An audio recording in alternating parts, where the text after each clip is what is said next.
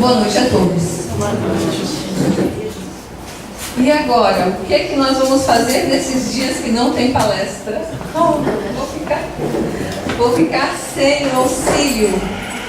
A doutrina espírita, ela nos dá instrumentos para que a gente não fique na dependência dos outros.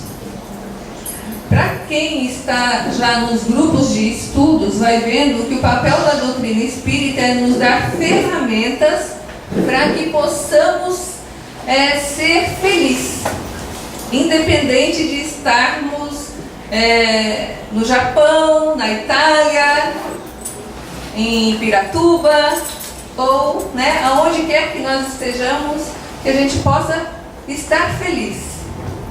Como que a doutrina espírita ela vai fazer isso? Através do conhecimento, através da convicção, da certeza que os estudos vão dando para a gente de que a gente é imortal e que a gente não é deste mundo. Nós somos transitórios aqui, estamos de passagem. E a gente, então, muitas vezes fica buscando um lugar para ser feliz. A gente vai aos lugares, procura estar nas rodas sociais, nas baladas noturnas, nos barzinhos com os amigos. E tem lugares, tem momentos em que a gente até se distrai, relaxa, fica feliz, mas não é em estado total de felicidade, né? São momentos felizes. E a gente fica então buscando um lugar, buscando um momento de ser feliz de verdade. Mas é que nós somos como um girassol. Um girassol, ele gira buscando a luz. E nós então vivemos buscando esse lugar, esse momento que vai fazer com que a gente seja feliz. Como? Onde? Aonde que é, né? Nós somos seres espirituais. Eu, Sandra, cada um de nós, somos luzes. Luz é uma questão vibracional, energética. Se não tivesse essa forma aqui para se apresentar a luz para nós, ela não estaria aqui, nós não estaríamos vendo. Precisa de ter um condicionador, alguma maneira de fazer com que a gente a enxergue aqui. Ela está contida ali, mas ela não é isso. Não é. Luz não é isso. Energia não é isso. Pois nós estamos aqui contidos neste corpo, temporariamente nesta forma, mas nós somos luzes. Quando a gente pensa em Deus, ou a gente pensa em Jesus, nós visualizamos Jesus ainda naquela imagem trazida à Terra, em que Ele incorporou, e que muitos a visualizam conforme o desenho, a estampa que foi passado durante a nossa vida. Mas Jesus se utilizou de um corpo físico temporariamente para poder aparecer entre nós, entre os humanos, para que Ele pudesse se expressar. Mas Jesus não tem essa forma. Jesus é luz. Jesus é vibracional. Até eu olhei no Facebook a semana passada, uma pessoa na posição então de meditação, tentando entrar na frequência de Deus. Porque Deus é uma frequência. Então nós somos seres frequenciais e que estamos hoje habitando um corpo que nos tolhe, nos limita e faz com que a gente se expresse, muitas vezes tolhido pelas experiências e pelos lugares onde estamos. Agora, nesta época do ano, então, nós vivenciamos todos os tipos de vibrações, de sentimentos, é um bombardeio só. No trânsito as pessoas estão, todo mundo com pressa, porque tem que resolver, porque tem que ir, porque tem que comprar, e no comércio é meu e que eu vi primeiro, né? E as pessoas estão só assim o tempo todo cuidando para comprar o melhor, melhor, ou mais barato, ou aquele que cabe dentro do orçamento, então estão na fase de procurar. Poderia ser de todo ruim esse período, não é verdade? Já que as pessoas estão assim desenfreadamente buscando comprar, ou fazer comida, ou preparar banquete, ou arrumar a casa. Mas não. Ao mesmo tempo que todos nós estamos nesse afã de poder fazer, de arrumar, todos nós estamos fazendo uma coisa para poder fazer o outro feliz, ou até a gente mesmo. É um período, esse período do Natal que antecede as festas, em que a maioria de nós pensa mais no outro.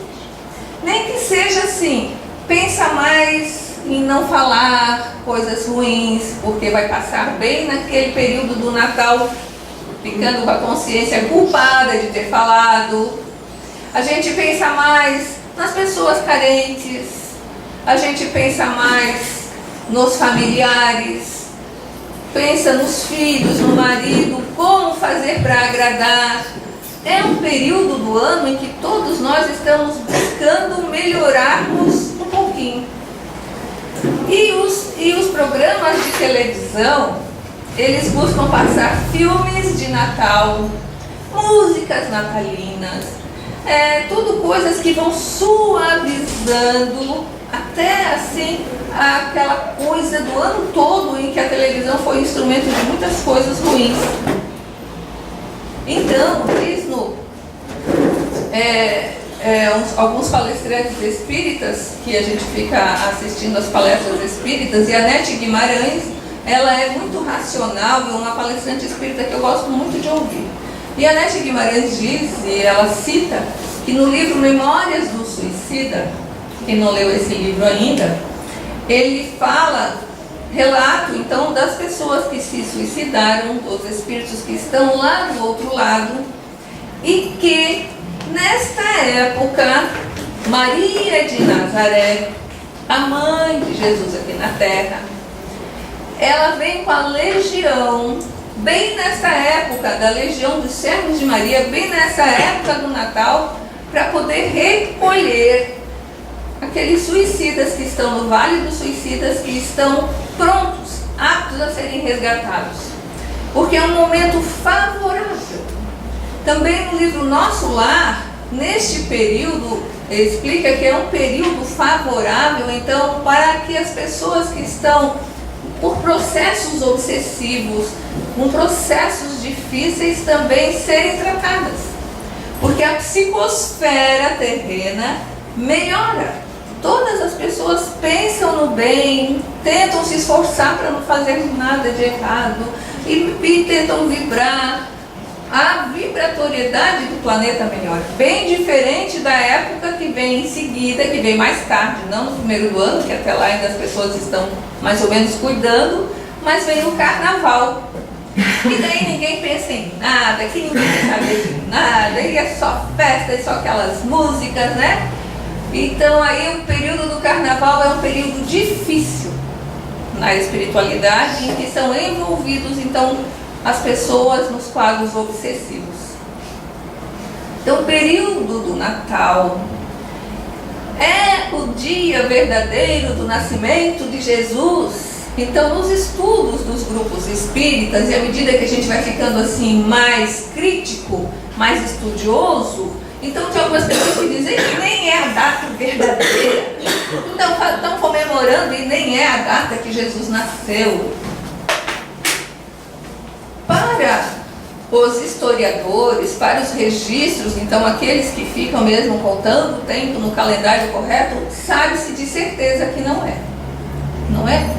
Se colocou essa data porque já era uma comemoração lá da época dos tempos dos deuses, se comemorava o Deus Sol, e que era bem nesse período de 22 a 25 até o final, dia 30 de dezembro, se comemorava pelas colheitas, se comemorava pelo ano, e se fazia festa, se distribuía presentes, e as senhoras secavam as frutas para armazenar. Então era um condicionamento, já era uma maneira de agir desde os tempos pagãos, de a gente comemorar essa data. Só que como se sabe, quando a gente está feliz, todo mundo comemorando e dando presente, nós estamos melhores. E isso que é o importante. Jesus nasceu em abril, Jesus nasceu 5 anos antes desse período, que não seria 2015, 2020. O que é importante é que neste período as pessoas pensam sobre Jesus, estudam sobre Jesus, falam sobre Jesus e se tornam um pouco melhores. Isto é que é importante. O verdadeiro significado deste período é que a gente repense nossas atitudes. Quem era e qual a importância principal de Jesus em nossas vidas? Cada um de nós tem uma meia-culpa agora nesse período do Natal. Quem daqui agiu 100% bem durante todo o ano? Ai, meu Deus, vai chegar de novo aquela época que eu vou começar a me arrepender de tudo que eu fiz, tudo que eu deixei de fazer. E Jesus não era fraco não, sabe? Jesus era disciplinador. Para nós que somos trabalhadores espíritas, então é puxão de orelha direto, né? Pedro, ao organizar e estar junto com os apóstolos na mansão, na casa do caminho, ele trabalhava incansavelmente pelas pessoas que vinham, buscavam alimento, buscavam abrigo. E Pedro já havia trabalhado o dia inteiro, já estava encerrando as atividades, quando ele ia fechar, um andarilho bateu-lhe a porta e ele pensou: não, meu irmão, não posso atender, eu estou cansado. Quando de repente que Pedro se vira, aquele andarilho se transforma em Jesus.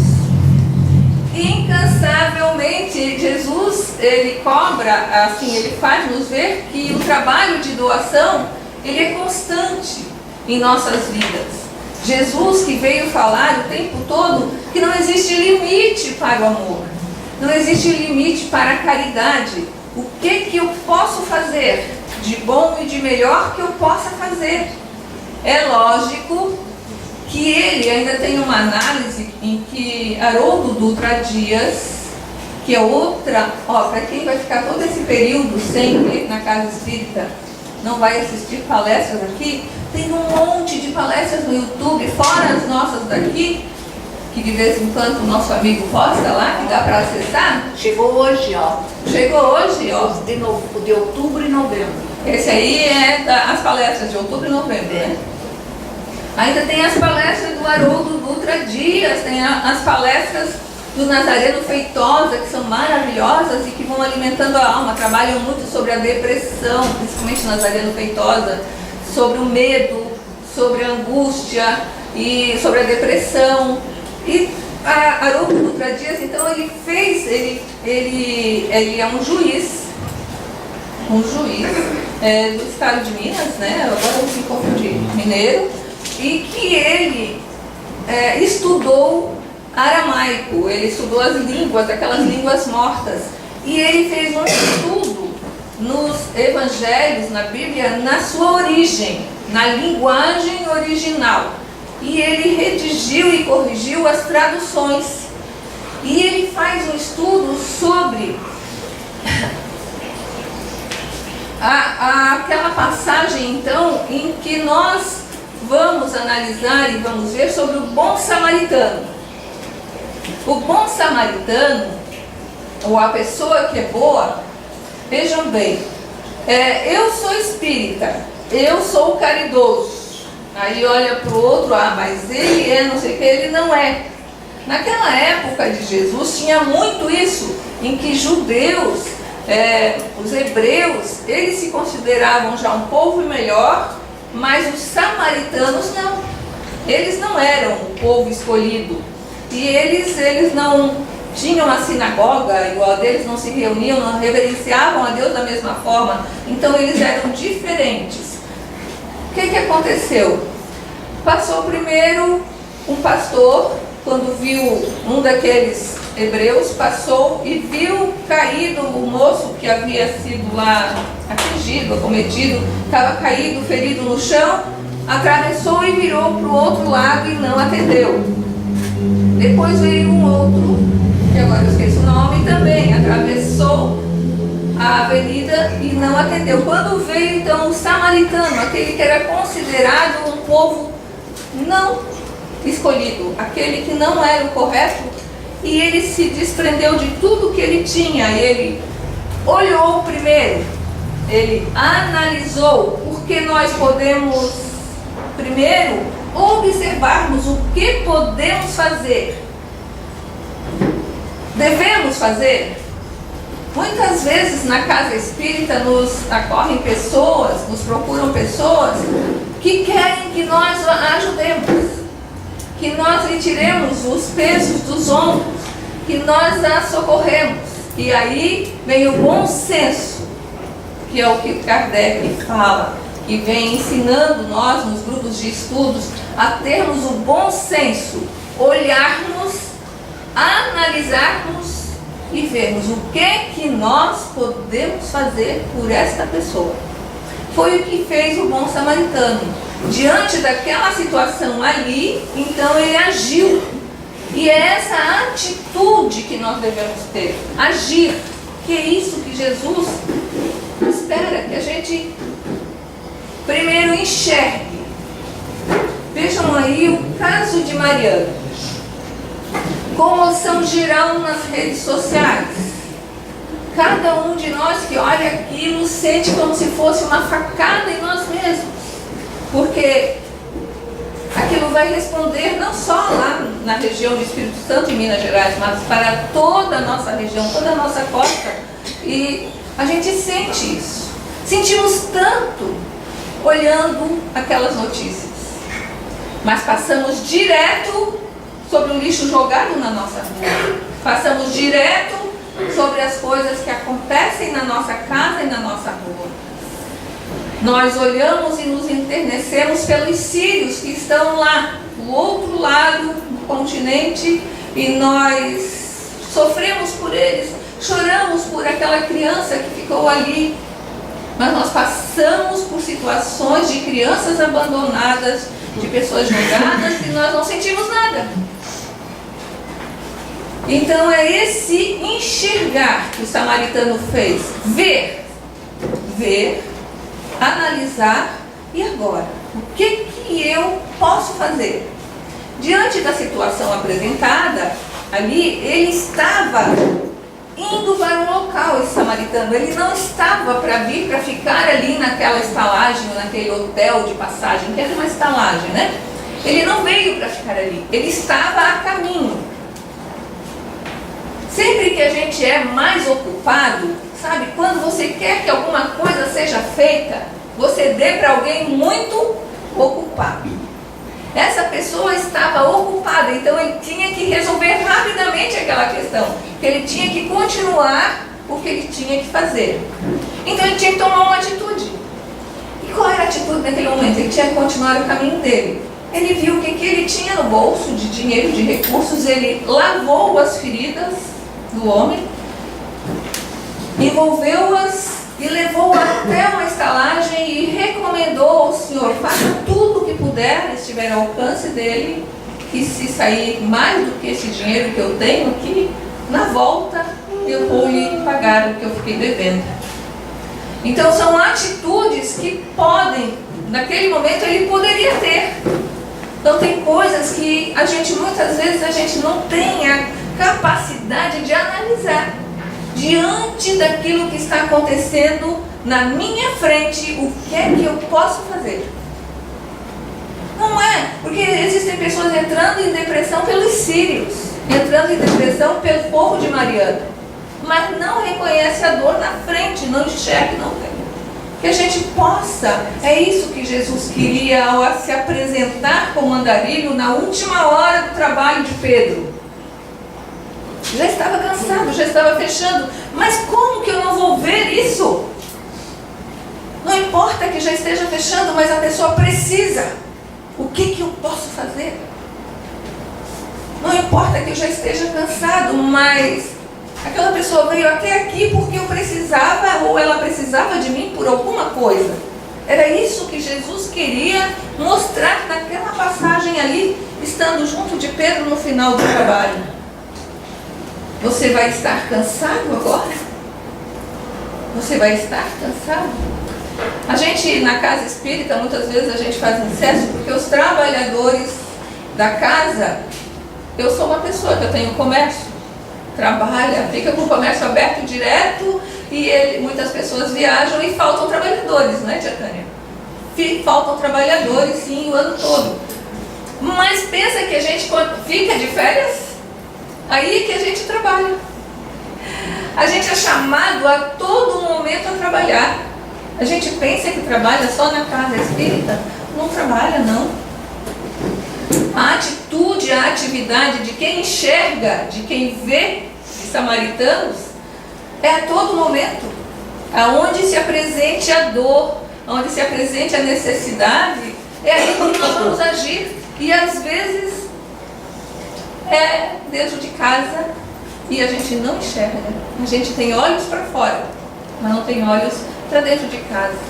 Não tem olhos para dentro da gente mesmo. Agora, uma das ferramentas que eu considero principais da doutrina espírita é fortalecer a nossa fé. Porque nesse períodozinho que nós vamos passar aqui um pouquinho assim, órfãos, sem o sublime peregrino, nós precisamos estar instrumentalizados de fé. Onde Deus está?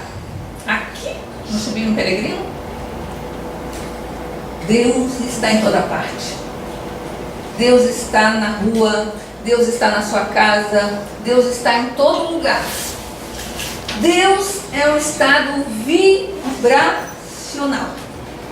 E para que eu sinta a proteção, o amor e o cuidado de Deus, eu só tenho que fazer uma coisa, dizem os espíritos: melhorar o meu padrão vibracional. Fácil, não é? Tranquilo. Dá um trabalho a gente sair dessa zona terrena, desse estresse diário e tentar entrar, sair fora dessa vibração estressante. E agora não, agora eu vou buscar estar em conexão com Deus. Porque é uma modulação frequencial. E para que a gente entre nessa frequência, dá um pouquinho de trabalho, porque exercita os nossos neurônios e exercita a nossa frequência, porque a maioria de nós sabe que às vezes eu chego em casa, eu também faço isso. Ontem foi um dia, ainda eu estava até conversando com a minha filha ontem. Tem horas que a gente quer ficar na frente da televisão e assistir um filme bem bobinho, daqueles que a gente não pensa muito, mas que no final dá tudo certo, porque se for um filme daqueles que deixa a gente com raiva, daqueles que tem briga, daqueles que tem intriga, piora, né? Não, você tem que assistir aqueles assim, que no final eles se amam, que as crianças estão tudo boazinhas, que dão tudo certo no final. Aqueles filmes bem bobinhos assim, aí você, saiu uma neura. Ou então você pegar mesmo, selecionar um filme daqueles que você chora, para sair fora. Precisa, dá um trabalho.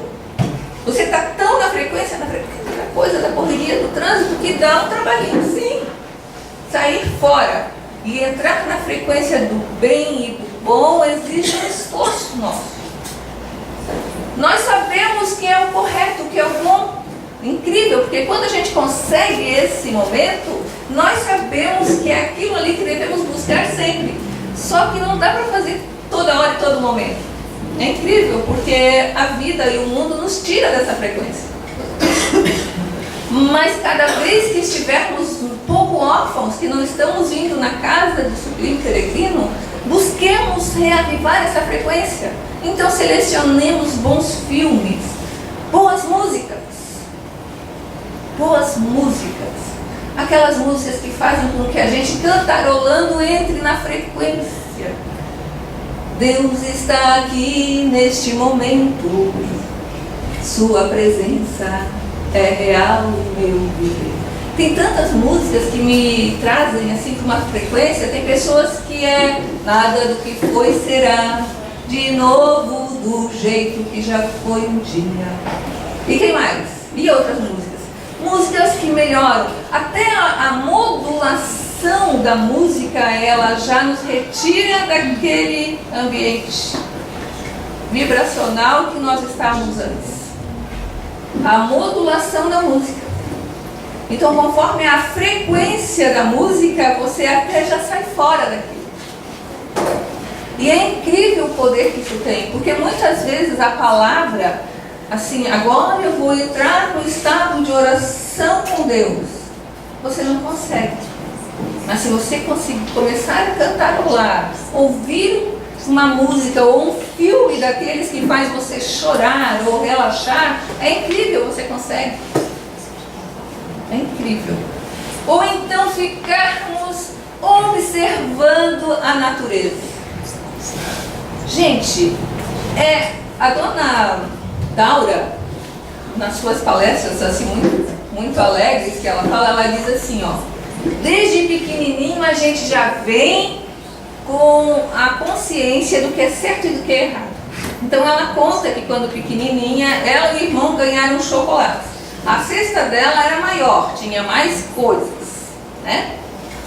Mas o irmão ganhou um coelho, né? E aquele coelho atentava ela. Ela olhava para o coelho e dava vontade de comer o coelho. Mas o irmão com uma cesta maior. Então eles combinaram assim. Eles comeriam primeiro a cesta dela e depois eles repartiriam o coelho. E o irmão e ela comeram toda a cesta, mas chegou na hora de partir o coelho e o irmão não deu. Não deu. A dona Daura contou essa história, não sei se vocês já ouviram, porque eu escutei aqui nessa casa. E o irmão deixava aquele coelho exposto ainda para tentar ela. Aí um dia ela foi bem escondidinha lá e partiu as orelhas do coelho e comeu, escondida. Até hoje ela lembra da transgressão de ter feito a coisa escondida. Vocês já viram um cachorro quando faz arte? Às vezes postam lá, né, no Facebook, um cachorro com o rolo papel higiênico desmanchado e pergunta para o cachorro: quem foi que fez isso? E o cachorro faz assim com o papel higiênico todo enrolado nele. É instintivo em nós. A consciência já nos acusa desde o átomo. Deus está presente em nós e as leis divinas estão presentes em nós.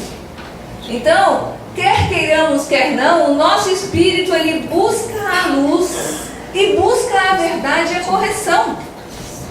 Por mais que escondamos do pai, da mãe, do padre, do presidente do centro espírita, nós sabemos.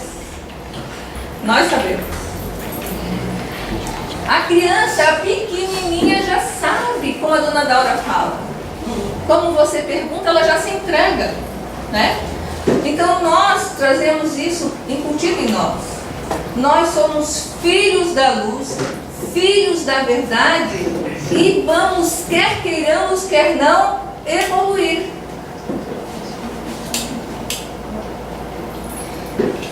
Quer queiramos, quer não, nós vamos evoluir. Vamos ser arrastados pelos nossos irmãos que já estão mais na frente. Então, por mais malandrinho que nós sejamos, por mais impertinentes, por mais obsessivos, por mais parados, nós iremos evoluir. No arrastar das forças, vamos ser levados a evoluir. Somos como um girassol. Sempre buscaremos o sol. Só que enquanto nós nos demoramos nessa situação, então, de não querermos nos melhorar, nós sofremos mais. A gente só está no período sofrendo muito porque a gente não quer melhorar. Mas como parar de sofrer e como melhorar? Como? Quem daqui gosta de cozinhar, levanta a mão. Só. Vai começar a aparecer uns. Gente, quando a gente faz alguma coisa que dá prazer, a gente fica feliz.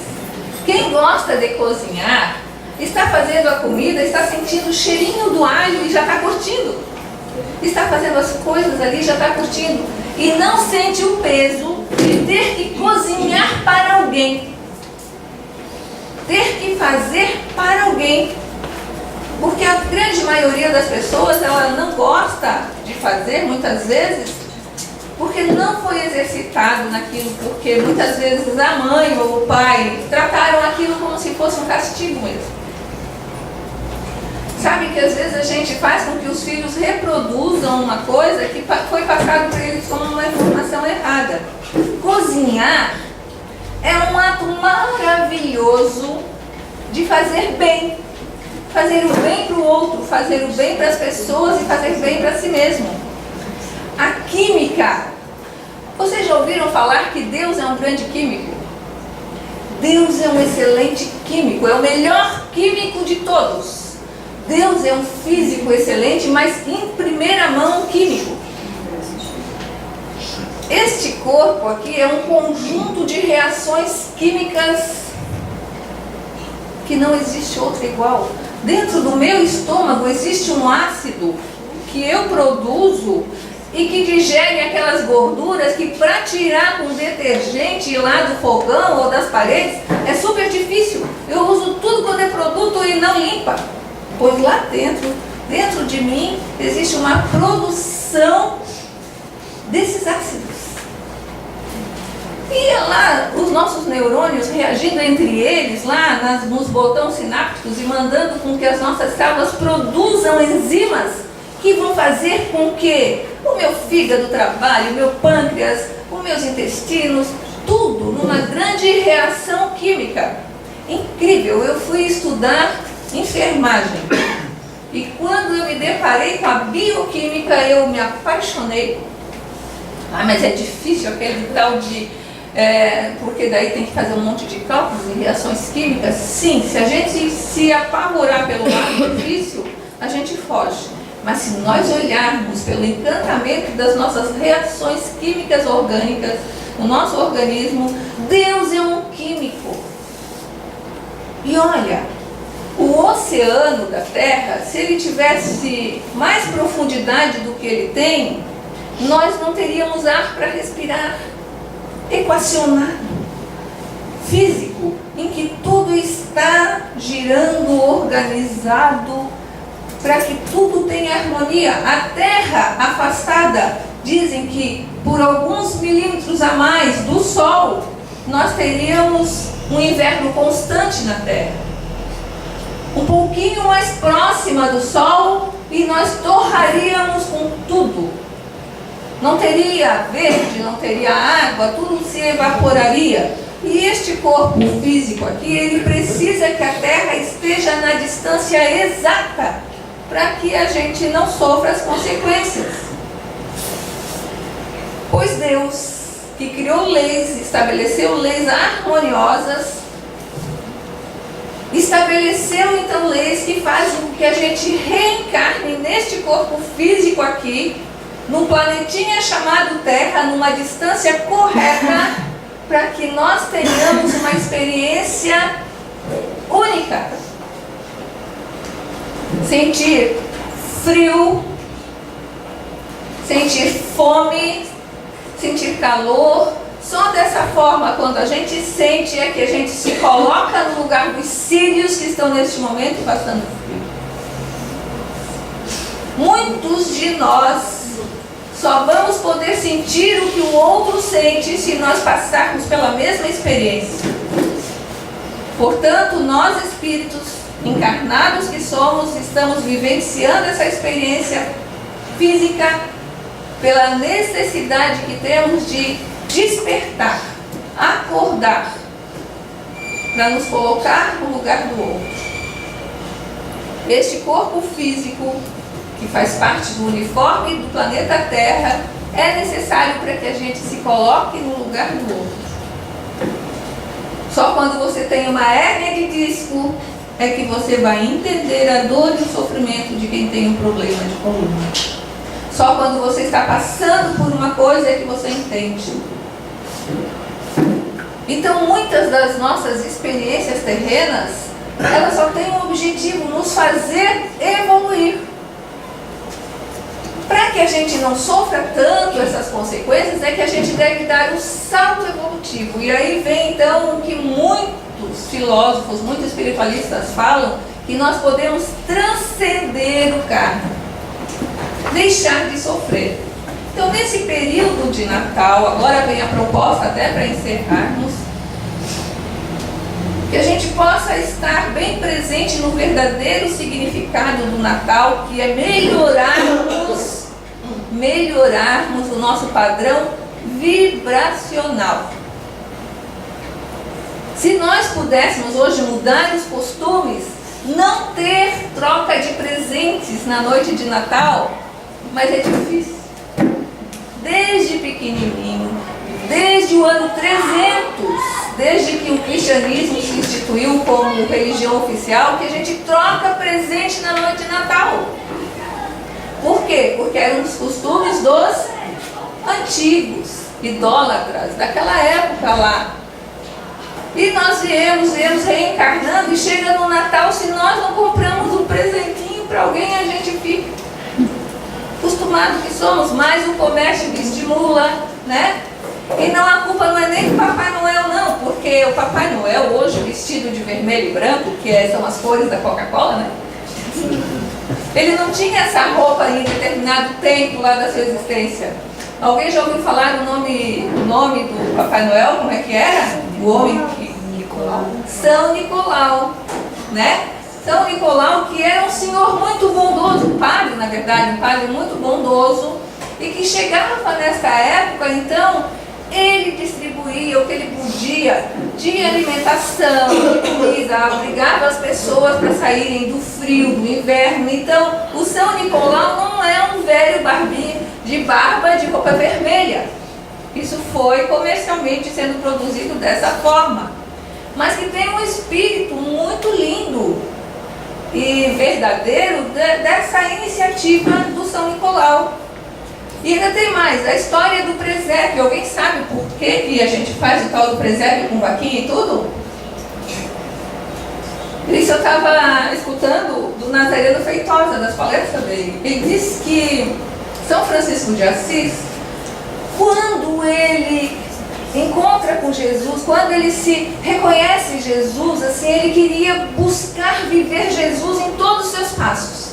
Aí ele foi lá para a região de Nazaré, ele esteve passeando por todos os lugares onde Jesus viveu, e ele veio assim, voltou para a terrinha dele lá na Itália com aquela vontade de reproduzir para as pessoas aquele ambiente, aquela vibração que ele sentiu. Então ele montou lá na sua igrejinha, lá, um presépio de Natal, em que os animaizinhos que ele gostava tanto se reuniam ali, e as pessoas foram adorar a Jesus.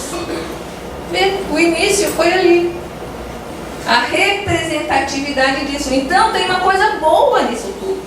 Tudo é maravilhoso, então que a gente busque vivenciar o que é de essencial e belo dessa data, para nos fortalecer e nos dar instrumentos de passarmos por este período, de não nos culparmos tanto, porque Jesus não nos culpa, Deus não nos julga.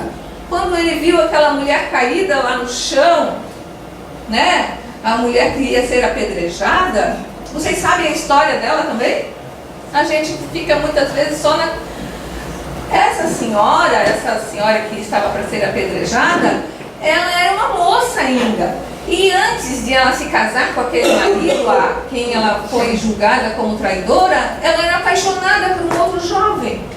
E esse jovem que ela era apaixonada, ele teve que viajar para um lugar distante para conquistar riquezas para poder desposá-la.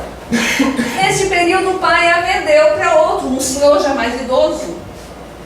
E quando ele voltou para poder se encontrar com ela, isso quem conta são os romances espíritas. Quando a gente lê romances espíritas, conta lá o que aconteceu de verdade. Quando ele voltou para se encontrar com ela, ela ela já estava casada com outro. E esse outro, ela não gostava dele. Então eles se encontraram no pátio interno lá rapidamente. E ele descobriu que ela estava casada. E nesse momento o marido a viu e a empurrou para a rua para ser apedrejada. A gente só julga, a gente só olha de fora, a gente só aponta o dedo. Mas para Jesus, para Deus, todos nós temos a todo momento uma outra chance. A todo instante. Nós não sabemos da pessoa que foi levada à drogadição, como é que foi a vida dela. Nós não sabemos da pessoa que está passando por problemas terríveis, como é que é a vida dela. A gente só aponta o dedo. A gente não sabe o quanto que está sendo difícil para nós essa existência. Na outra vida, eu, Sandra, fui tão perigosa nessa vida, para deixar de ser tão perigosa está difícil. Não é assim. A gente quer ficar santo assim, de repente a gente não fica. Nós não vamos, de repente, já ficar assim, bom de tudo. Mas a gente já está melhorzinho. E é isso que Jesus aposta em nós. Estavam os 3 ladrões aqueles lá junto com Jesus, lá na cruz, né? Estavam, aliás, os 2 ladrões e Jesus lá no meio. E Jesus disse assim, vocês vão desencarnar e vão para o inferno, lá para o purgatório. Não, ainda hoje estareis comigo no paraíso, porque naquele momento eles entraram na frequência de Jesus. Quando a gente consegue sair da frequência, aquela frequência pequena, e entrar na frequência de Deus ou de Jesus, de imediatamente nós saímos do purgatório existencial. De imediatamente nós nos arremetemos ao céu, porque Deus está aqui. E para a gente entrar nesse céu, que não é lá, é aqui, a gente só tem que fazer um esforcinho vibracional. Cozinhar com maior prazer a ceia de Natal, limpar, arrumar, e depois não ficar com aquela cara assim, ninguém me elogiou, ninguém disse nada para mim, ninguém agradeceu. Não importa que não vejam, não importa que não agradeçam. Eu vou fazer porque eu gosto, porque eu amo, porque eu gosto de ver as coisas limpas, harmonizadas, organizadas. Isso me faz bem. E me fazer bem me coloca numa situação vibracional melhor. Pronto. Se alguém quer que você... A pessoa está sentada muitas vezes, me dá um prato. A pessoa diz, me dá o prato, ou você não fez meu prato ainda. Não entra na frequência daquela exigência. Faça o prato com muito amor. Que pena que o outro ainda está na frequência de dizer, me dá o prato, ou me sirva. Que pena. Que a gente possa dar o salto de fazer, de ser, de melhorar a nós mesmos em primeiro lugar. Uma boa noite para todos.